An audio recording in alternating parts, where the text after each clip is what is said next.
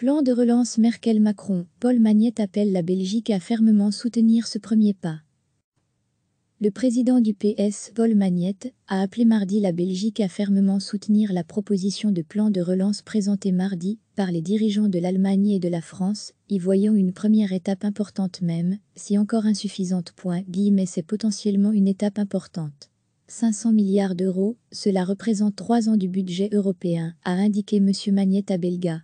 Il qualifie de signal fort le ralliement de l'Allemagne à l'idée d'emprunter en commun.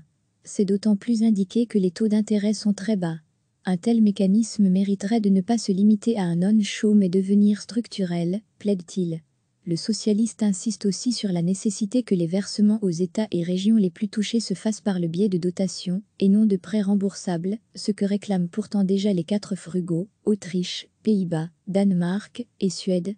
La NVA a demandé que la Belgique s'aligne sur ce quatuor. Historiquement, il n'est jamais arrivé que la Belgique ne soutienne pas le couple franco-allemand, note M. Magnette. Il établit aussi un lien avec la décision récente de la Cour constitutionnelle allemande. Dans un arrêt retentissant, il y a 10 jours, la Cour de Karlsruhe a sommé la Banque centrale européenne, BCE, de justifier ses rachats de dettes publiques et refusé de se plier à la décision de la Cour de justice de l'UE qui validait ce programme, la critiquant âprement. Si la BCE devait ne plus pouvoir racheter de la dette, il faut alors que l'UE emprunte elle-même. Cela a mis une pression politique sur Angela Merkel, analyse-t-il.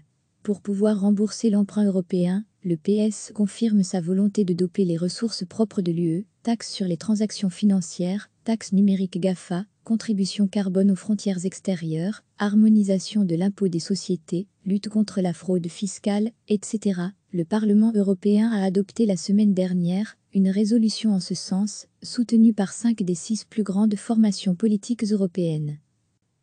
Le président du PS, Paul Magnette, a appelé mardi la Belgique à fermement soutenir la proposition de plan de relance présentée mardi par les dirigeants de l'Allemagne et de la France, y voyant une première étape importante même, si encore insuffisante.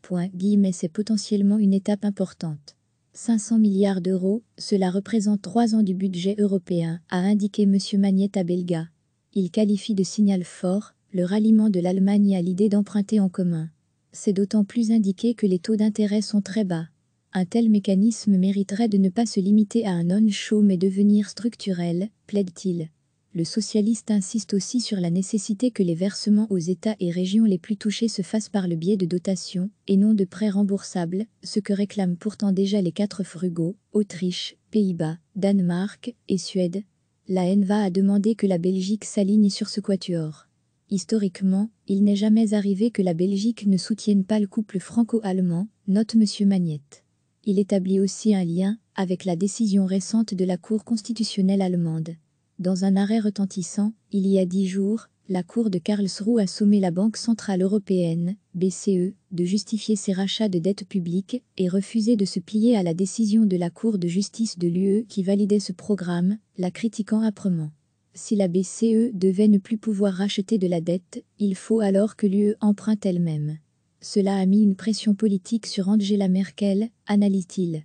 Pour pouvoir rembourser l'emprunt européen, le PS confirme sa volonté de doper les ressources propres de l'UE, taxes sur les transactions financières, taxes numériques GAFA, contribution carbone aux frontières extérieures, harmonisation de l'impôt des sociétés, lutte contre la fraude fiscale, etc. Le Parlement européen a adopté la semaine dernière une résolution en ce sens, soutenue par 5 des 6 plus grandes formations politiques européennes. Cliquez sur s'abonner pour recevoir les dernières nouvelles.